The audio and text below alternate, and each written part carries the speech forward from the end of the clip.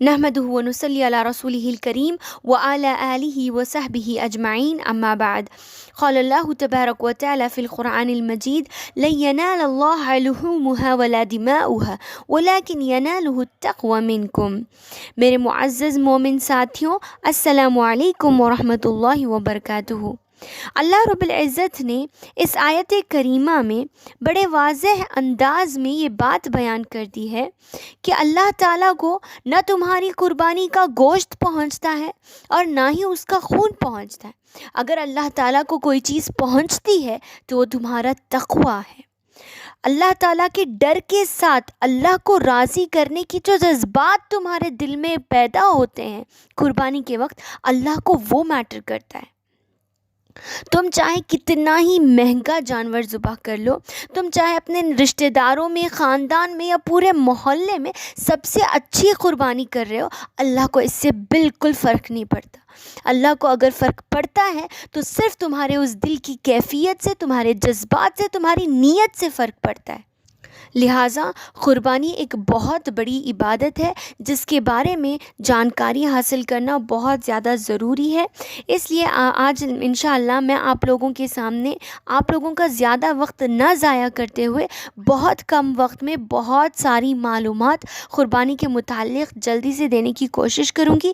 اس video کو and تک دیکھیے تاکہ ہم اپنی قربانی کے بارے میں نالج کو بڑھا سکیں اور اسے بخوبی انجام دے سکیں۔ سب سے پہلے یہ بات جاننا بہت زیادہ ضروری ہے کہ قربانی کہا کسے جاتا ہے، قربانی کا مطلب کیا ہے۔ تو دیکھیے، قربانی سے مراد وہ جانور ہے جو عید کے دن یعنی 10 ذی الحجہ کو نماز عید کے بعد سے لے کر 13 ذی الحجہ کے غروب آفتاب تک اللہ کا تقرب حاصل کرنے کے لیے اللہ کے نام سے ذبح کیا جائے۔ تو اس ڈیفینیشن سے ہمیں سب سے پہلے تو قربانی کا وقت معلوم ہوتا ہے کہ قربانی کا وقت نماز عید کے بعد سے شروع ہو جاتا ہے، اور یہی افضل وقت ہے بخاری اور مسلم کی حدیث کے تعلق سے۔ اگر کسی نے نماز سے پہلے ہی جانور ذبح کر لیا تو اس کا گوشت تو حلال ہو جائے گا، مگر قربانی کا ثواب نہیں مل پائے گا، اسے دوبارہ جانور ذبح کرنا پڑے گا۔ 13 ذی الحجہ کے غروب آفتاب تک رات و دن کے کسی بھی حصے میں ہم لوگ قربانی کر سکتے ہیں۔ آئیے ہم لوگ جانتے ہیں کہ اس کی کیا مشروعیت ہے، کہ مطلب یہ قربانی کیا کرنا ضروری ہے یا اس کا کیا حکم اللہ رب العزت نے بیان کیا ہے۔ سورۃ الکوثر آیت نمبر 2 میں اللہ تعالیٰ نے اس کی اہمیت بتاتے ہوئے فرمایا: فَصَلِّ لِرَبِّكَ وَانْحَرْ، تم اپنے رب کے لیے نماز پڑھو اور اس کے لیے قربانی دو۔ اسی طریقے سے انس رضی اللہ عنہ سے ایک روایت منقول ہے جس میں نبی کریم صلی اللہ علیہ وسلم کے بارے میں فرمایا کہ اللہ کے رسول صلی اللہ علیہ وسلم 2 مینڈھوں کی قربانی کرتے تھے اور میں بھی 2 مینڈھوں کی قربانی کیا کرتا تھا، اور یہ بخاری کی حدیث ہے۔ اس سے معلوم ہوتا ہے کہ یہ ایک ضروری عمل ہے۔ اب سوال یہ ہے کہ یہ کن لوگوں پر ضروری ہے، کون لوگ اس کو فرضیت سے ادا کریں گے، پر قربانی فرض ہے؟ تو اس کا جواب یہ ہے کہ قربانی ہر اس شخص پر واجب ہے جو اس پر قدرت رکھتا ہے۔ جیسے کہ مسند احمد اور ابن ماجہ میں نبی کریم صلی اللہ علیہ وسلم کی ایک صحیح حدیث منقول ہے کہ نبی کریم صلی اللہ علیہ وسلم نے فرمایا: جس کے پاس وسعت و طاقت ہو اور وہ قربانی نہ کرے تو وہ ہماری عیدگاہ کے قریب بھی نہ آئے۔ اسی حدیث کو مد نظر رکھتے ہوئے امام ابن تیمیہ رحمہ اللہ فرماتے ہیں کہ قرض لے کر قربانی کرنا ایک اچھی چیز ہے، اگرچہ کہ واجب اور ضروری نہیں ہے، کیونکہ دیکھیے دوسری جو دنیاوی منفعت ہوتی ہے، اگر کسی کو دنیاوی معاملات میں قرض لینا پڑ جائے تو وہ پیچھے نہیں ہٹتے۔ تو قربانی جیسے عظیم عبادت جو سال میں ایک مرتبہ کی جاتی ہے، اس قرض کا بوجھ سمجھ کر چھوڑ دینا یا بہانہ تلاش کرنا یہ غلط بات ہے، کیونکہ اگر جس کو سہولت ہے کہ وہ آئندہ چل کر آرام سے قرض ادا کر سکتے ہیں تو ان کے لیے قرض لینا بھی درست ہے۔ اب سوال یہ ہے کہ اس کی کیا فضیلت ہے؟ تو دیکھیے، ابن العربی رحمہ اللہ علیہ فرماتے ہیں کہ قربانی کی فضیلت کے متعلق ایک بھی حدیث صحیح نہیں آئی ہے۔ یعنی قربانی کے متعلق جتنی بھی احادیث ہیں وہ ضعیف ہیں، اس کے بارے میں کوئی خاص صحیح حدیث وارد نہیں ہے. لیکن اس کا مطلب یہ نہیں کہ جو ہم قربانی کرتے ہیں وہ اجر و ثواب سے خالی ہے، نعوذ باللہ، ایسا کچھ بھی نہیں ہے. اللہ تعالیٰ نے ہر نیکی کے لیے 10 سے لے کر 700 گنا یا اس سے بھی زیادہ تک کا وعدہ کیا ہے عام طور پر. اور ویسے ذی الحجہ کے 10 دنوں میں کیا گیا نیک عمل اللہ تعالیٰ کے نزدیک بہت ہی زیادہ پسندیدہ ہے، اور یہ بخاری مسلم کی حدیث ہے کہ ان دنوں میں کیا جانے والا ہر عمل اللہ تعالیٰ کو بہت پسند ہے. اب چلیے معلوم کرتے ہیں کہ ہمیں اپنی قربانی کے لیے کیسے جانور کا انتخاب کرنا چاہیے، کہ جانور کس ٹائپ کا ہونا چاہیے، کیا ہونا چاہیے. تو دیکھیے، قربانی میں صرف اونٹ، گائے، مینڈھا مطلب شیپ یا بکری، گوٹ ہی میں کرنا جائز ہے، چاہے وہ میل ہو یا فیمیل ہو. قربانی کا جانور موٹا، تازہ، بے عیب، پاک اور عمدہ ہونا چاہیے. اور جو سنت سے ثابت ہے، کوشش یہ کریں اگر ہو سکے تو، کوئی واجب نہیں ہے لیکن ہو سکے تو 2 سینگوں والے چتکبرے اور خصی کردہ جانور کی قربانی کرنا یہ مسنون ہے. امام مالک رحمہ اللہ علیہ کے قول کے مطابق مینڈھا یعنی شیپ زیادہ اچھا ہے، افضل ہے قربانی میں. ایسا انہوں نے اس لیے کہا کیونکہ اللہ کے رسول صلی اللہ علیہ وسلم نے ہر سال مینڈھے ہی کی قربانی دی ہے. البتہ جمہور علماء یعنی علماء کی جو ایک بڑی گروپ ہے، بہت سارے علماء کا یہ قول ہے، سب لوگ اس بات پر متفق ہیں کہ قربانی میں جو کہ ایک بہت بڑی نیکی ہے، قیمت، گوشت اور فائدے کے لحاظ سے ترتیب ایسی رکھی ہے کہ سب سے افضل اونٹ، اس کے بعد گائے، پھر بکری. تو حصے میں اونٹ زیادہ افضل ہے، اس کے بعد گائے. اسی طرح ایک سے زائد کی قربانی دینا بھی جائز ہے. ہمارا مقصد ریاکاری نہ ہو ہرگز. اب دیکھیے، قربانی کے لیے جانور کی کیا عمر ہونی چاہیے، تو اس بات کو غور سے سنیے گا کہ قربانی کا جو جانور ہے وہ دانت والا ہو، یعنی اس کے جو دودھ کے دانت ہوتے ہیں وہ گر جانے چاہیے، اس کے بعد ہم اسے قربانی کر سکتے ہیں. اگر ایسا ملنا مشکل ہو تو کم از کم 1 سال یا اس کے قریب کا شیپ یا قربانی کا جانور ہونا چاہیے. بات کو اور واضح کر کے میں آپ کو بتاتی ہوں کہ دانت والے جانور سے مراد اونٹ جب 5 سال کا مکمل کر کے 6 سال میں داخل ہو جاتا ہے تب ہم اس کی قربانی دے سکتے ہیں. اسی طریقے سے گائے اور بیل اس کے 2 ایئرس کمپلیٹ ہو جانے کے بعد جب وہ 3rd ایئر میں داخل ہوتا ہے تب ہم اس کی قربانی دے سکتے ہیں. اسی طریقے سے بھیڑ یا بکری کو اگر 1 ایئر مکمل ہو گیا ہے تو جب وہ 2 ایئر میں داخل ہوتا ہے تب ہم اس کی قربانی دے سکتے ہیں. اس کا مطلب یہ کہ وہ جانور یا وہ بکری، گوٹ جو ابھی دانت نہ ٹوٹے ہوں اس کی قربانی جائز نہیں ہے، اور یہ بخاری مسلم کی حدیث سے ثابت شدہ ہے. اسی طریقے سے اور کیسا جانور ہمیں نہیں ذبح کرنا چاہیے، اس کے بارے میں بھی ترمذی، ابن ماجہ، مسند احمد میں اللہ کے رسول صلی اللہ علیہ وسلم سے ایک صحیح حدیث منقول ہے جس میں نبی کریم صلی اللہ علیہ وسلم کا فرمان ہے کہ 4 قسم کے جانوروں کی قربانی کرنا منع ہے. لنگڑا جس کا لنگڑا پن ظاہر ہو، کانا جانور جس کا کانا پن ظاہر ہو، اسی طریقے سے بیمار جس کی بیماری واضح ہو یعنی پتہ چلتا ہو کہ یہ بیمار ہے، اور اسی طریقے سے کمزور جانور جس کی ہڈیوں میں بالکل گودا نہ ہو. اس قسم کے جانوروں کا ذبح کرنا بالکل منع ہے. مطلب یہ کہ ہمیں واضح دیکھتے ہی معلوم ہونا چاہیے کہ اس کے اندر عیب ہے، تو جو بھی عیب واضح ہو ایسے جانور کا ذبح کرنا منع ہے. ہاں اگر معمولی عیب ہے جو معلوم نہیں ہوتا یا جس کا ہمیں پتہ نہیں چلتا تو اس سے اللہ تعالیٰ معاف کر دے گا. اب میں آپ لوگوں کو بتاتی ہوں کہ قربانی کے جانور میں شرکت کیسے ہوتی ہے، یعنی کتنے لوگوں کی جانب سے قربانی ہو سکتی ہے. تو دیکھیے، 1 بکری تمام گھر والوں کی طرف سے کافی ہو جاتا ہے. جیسے کہ نیل الاوتار میں امام شوکانی رحمہ اللہ علیہ فرماتے ہیں کہ حق بات یہ ہے کہ 1 بکری تمام گھر والوں کی طرف سے کافی ہو جائے گی، چاہے ان کی تعداد 100 یا 100 سے بھی زائد کیوں نہ ہو.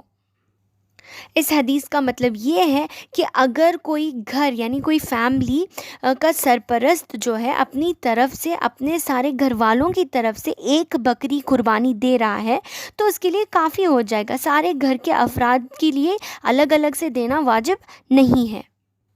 ہاں اگر کسی گھر کے سارے افراد حج کر رہے ہوں تو ہر فرد کی جانب سے حج تمتع اور حج قران میں الگ الگ قربانی واجب ہوگی، یعنی ہر ممبر کی طرف سے الگ الگ، اگر وہ لوگ حج تمتع یا حج قران کر رہے ہوں تو، ورنہ نہیں۔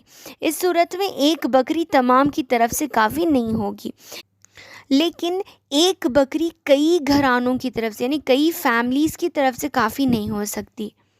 اسی طریقے سے اگر ہم لوگ حصوں کی بات کریں تو گائے میں 7 اور اونٹ میں 10 گھرانے، 10 فیملیز شریک ہو سکتے ہیں مسلم کی حدیث کے لحاظ سے، لیکن واضح رہیں کہ جو لوگ حج میں ہیں اور حج میں جو حاجی قربانی دے رہے ہیں، ہدی کر رہے ہیں، اگر اونٹ ہو تو اس میں 7 حاجی ہی شریک ہو سکتے ہیں، یعنی ایک ایک کی طرف سے ایک ایک قربانی کا شمار ہوگا۔ میری بات واضح رہے کہ یہ صرف حج قران اور حج تمتع کرنے والوں کے لیے ہے۔ اب فائنلی ہم لوگوں نے جانور خرید لیا، اب ہم لوگوں کو یہ جاننا ہے کہ جانور ذبح کرنے کی کیا آداب ہیں، اللہ کے رسول صلی اللہ علیہ وسلم نے کیا سکھایا ہے۔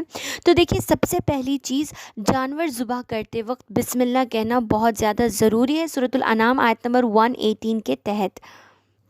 اسی طریقے سے ذبح کرنے سے پہلے جانور کو نرمی کے ساتھ لے کر آنا چاہیے۔ ذبح کرنے سے پہلے چاقو خوب تیز، اچھی طریقے سے تیز کرنا چاہیے اور جانور کے سامنے تیز نہیں کرنا چاہیے، اس سے وہ لوگ سہم جاتے ہیں۔ ایک اور چیز یاد رکھیے گا کہ ذبح کرتے وقت جانور کو بائیں کروٹ، بائیں طرف لٹایا جائے تاکہ ہمیں داہنی طرف یعنی سیدھی طرف چھری اور چاقو پکڑنے میں آسانی ہو اور اسے ذبح کرنے میں سہولت ہو۔ ایک اور بات یاد رہے کہ گائے، بھیڑ، بکری کو لٹا کر ذبح کیا جاتا ہے، جبکہ اونٹ کو نہر کیا جاتا ہے، یعنی جب وہ کھڑا ہوتا ہے اس کی شہرک پر مارا جاتا ہے، اور جس کی وجہ سے خون پورا نکل جاتا ہے اور وہ خود بخود سست ہو کر زمین پر پڑ جاتا ہے، اس کے بعد اسے ذبح کیا جاتا ہے۔ تو دوسرے جانوروں کو ذبح اور اونٹ کو نہر کیا جاتا ہے۔ ایک اور بات یہ کہ جانور کو قبلہ رخ کر کے ہم لوگوں کو بھی خود قبلے کی طرف منہ کر لینا چاہیے، اور ذبح کرتے وقت اپنا پیر اس کے پہلو پر رکھ دینا چاہیے۔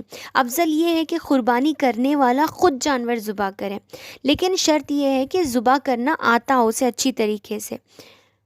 عورتیں بھی ذبح کر سکتی ہیں، لیکن یہاں پر ایک بات یاد رکھنا بہت زیادہ ضروری ہے کہ جو انسان ذبح کر رہا ہو وہ ڈرنے والا نہ ہو، خوب طاقتور ہو کہ آرام سے ذبح کرتے وقت خوب طاقت ڈال کر، دباؤ ڈال کر جلدی جلدی ذبح کرتے۔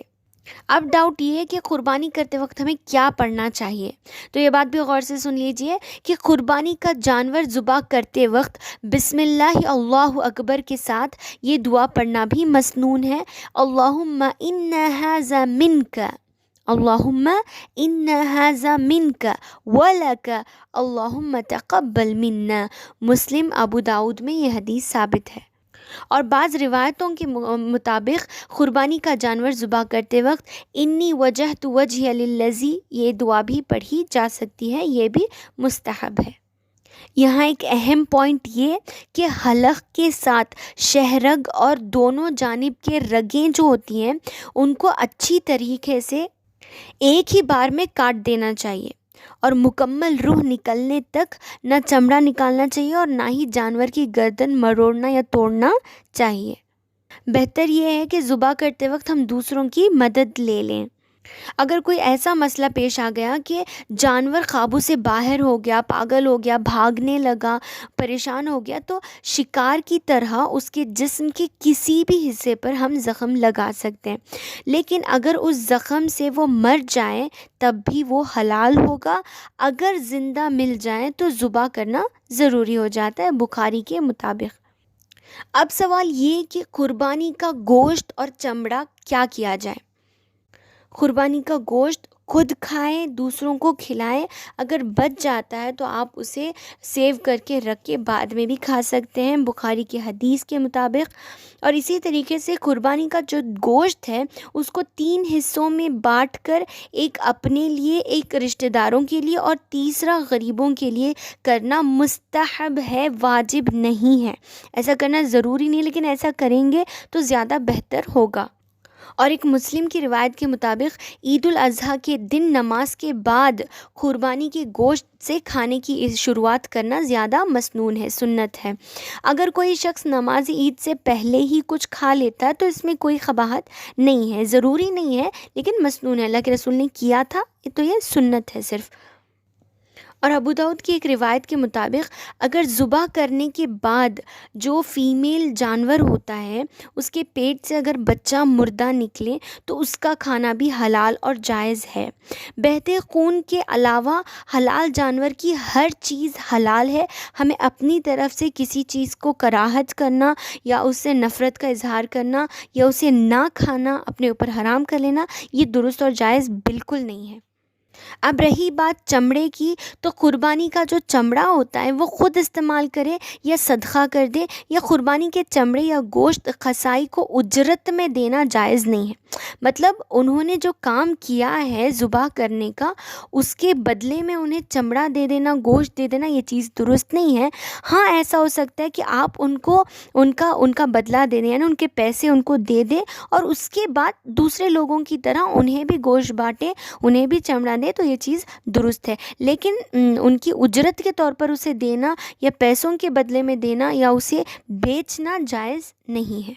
فائنلی میں آپ کو قربانی کے متعلق کچھ اور مسائل پر جو بہت زیادہ ضروری ہیں ان پر روشنی ڈالوں گی اپنے استاد محترم شیخ کے امین الرحمن کی کتابچے کے ذریعے سے، جن میں انہوں نے بہت اہم مسائل اس میں ذکر کیے ہیں۔ دیکھیے، ایک جانور میں قربانی اور عقیقے کی نیت کرنا سنت سے ثابت نہیں ہے۔ ایسا نہیں ہو سکتا کہ ایک ہی جانور میں آپ عقیقے کی بھی ارادہ کر لیں اور قربانی کا بھی ارادہ کر لیں، یہ درست نہیں ہے۔ اسی طریقے سے جانور کی قربانی کرنے کے بجائے اس کی قیمت دے دینا، پیسے دے دینا، ہم لوگ زبان نہیں کر سکتے، پیسے دے دیں گے، یہ چیز بالکل جائز نہیں ہے، سنت سے ثابت نہیں ہے۔ اسلاف میں سے کسی نے بھی ایسا نہیں کیا ہے۔ اب یہ بات مجھے اور آپ کو تو بہت اچھی طریقے سے پتہ ہے کہ جسے قربانی دینا ہو وہ ذی الحجہ کا چاند دیکھنے کے بعد قربانی کرنے تک ناخن اور بال نہ کاٹے، مسلم کی روایت کے مطابق۔ لیکن یہاں ایک بات بہت اچھی طریقے سے معلوم کر لیں، جو عام طور پر ہم لوگوں میں غلطی ہوتی ہے کہ قربانی دوسرے یا تیسرے دن دینا ہو تو اس وقت تک بھی ناخن اور بال نہ کاٹیں، کیونکہ یہ پابندی صرف عید کے دن تک نہیں ہے بلکہ قربانی تک ہے۔ اسی لیے ایک اور اہم چیز جس میں ہم لوگ غلطی کرتے ہیں یہ کہ یہ جو پابندی ہے بال اور ناخن نہ کاٹنے والی، یہ پابندی صرف قربانی کرنے والے کے لیے ہے۔ یعنی اگر ہمارے گھر کے جو سرپرست ہیں، جیسے ہمارے ابو ہیں، اگر ابو ہم سب کو پال رہے ہیں، وہ ہمارے سرپرست ہیں، تو وہ قربانی دے رہے ہیں، تو یہ پابندیاں ان کے لیے ہیں، ان کے ماتحت جو ان کی بیوی اور بچے ہیں ان کے لیے پابندی نہیں ہے۔ بیوی اور بچوں کو اپنے بال اور ناخن کاٹنے سے بچنے کی ضرورت نہیں ہے، یہ فتاوی اسلامیہ سے لیا گیا ہے۔ اسی طریقے سے جسے قربانی کا ارادہ نہ ہو اس کے لیے بھی پابندی کرنا ضروری نہیں ہے۔ ایک اور چیز یہ کہ قربانی کا جانور خریدنے کے بعد اگر اس میں کوئی عیب آ جائے، کیونکہ ہم تو جانتے ہیں کہ عیب دار جانور ہمیں نہیں لینا ہے، لیکن خرید لینے کے بعد اگر اس میں کوئی عیب آ جاتا ہے تو اس کی قربانی کرنا جائز ہے۔ لیکن ایک چیز یہاں پر یاد رہے کہ عبداللہ بن زبیر رضی اللہ عنہ نے جب قربانی کے جانور کو دیکھا جس میں ایک اونٹنی کانی تھی، تو انہوں نے فرمایا کہ اگر یہ اونٹنی خریدنے کے بعد کانی ہوئی ہے تو اسے رہنے دو، اور اگر خریدنے سے پہلے ہی کانی تھی تو اس کو بدل دو۔ اگر ایسا ہوا کہ کسی کا قربانی کا جانور کہیں بھاگ گیا اور گم ہو جائے یا مر جائے، تو اگر وہ لوگ طاقت رکھتے ہیں، ان کے پاس اور دولت ہے، اگر وہ خرید سکتے ہیں، تو بہتر ہے کہ وہ دوسرا جانور خرید کے قربانی دے دیں۔ اگر نہیں تو اللہ تعالیٰ ان کی نیت کے مطابق انہیں ثواب انشاءاللہ دے دے گا۔ ابو داؤد کی ایک روایت کے مطابق جو حاملہ جانور ہوتا ہے، یعنی جو جانور پریگننٹ ہوتا ہے، اس کی قربانی بھی جائز ہے۔ اگر قربانی کی نیت سے خریدا ہوا حاملہ جانور خریدنے کے بعد اگر کچھ دنوں بعد اگر اس نے بچہ جنم دیا تو قربانی کے دن ماں اور بچے دونوں ہی کو ذبح کر دیا جا سکتا ہے، لیکن یاد رہے کہ یہ ایک ہی قربانی شمار ہوگی، یعنی آپ یہ نہیں کہہ سکتے کہ ہم لوگوں نے 2 جانور ذبح کیے، بلکہ یہ ایک ہی جانور شمار ہوگا۔ ایک اور مسئلہ یہ کہ ہم لوگ قربانی کا گوشت غیر مسلموں کو بھی دے سکتے ہیں۔ اب رہا میت کی طرف سے قربانی کا مسئلہ، تو دیکھیے میت کی طرف سے الگ سے ایک جانور کی قربانی دینا ضروری نہیں ہے، آپ اپنے ہی جانور میں میت کو بھی شریک کر سکتے ہیں۔ کہ نبی کریم صلی اللہ علیہ وسلم نے بھی کبھی بھی صرف خاص کر میت کی طرف سے ایک جانور کی قربانی کبھی نہیں دی، جبکہ آپ کی زندگی ہی میں آپ کی 3 بیٹیاں، آپ کی بیوی خدیجہ رضی اللہ عنہا اور آپ کے چاچا حمزہ رضی اللہ عنہ کی وفات ہو گئی تھی۔ تو بہتر یہ ہے کہ ہم لوگ اپنی ہی قربانی میں اپنے جو لوگ گزر چکے ہیں ان کو بھی شمار کر لیں، یہ کافی ہے۔ امید ہے کہ قربانی کے متعلق آپ لوگوں کے سارے مسائل حل ہو گئے ہوں گے۔ میں اللہ تعالیٰ سے دعا کرتی ہوں کہ اللہ تعالیٰ ہماری قربانیوں کو قبول فرمائے۔ آمین ثم آمین، وآخر الدعوانا الحمدللہ۔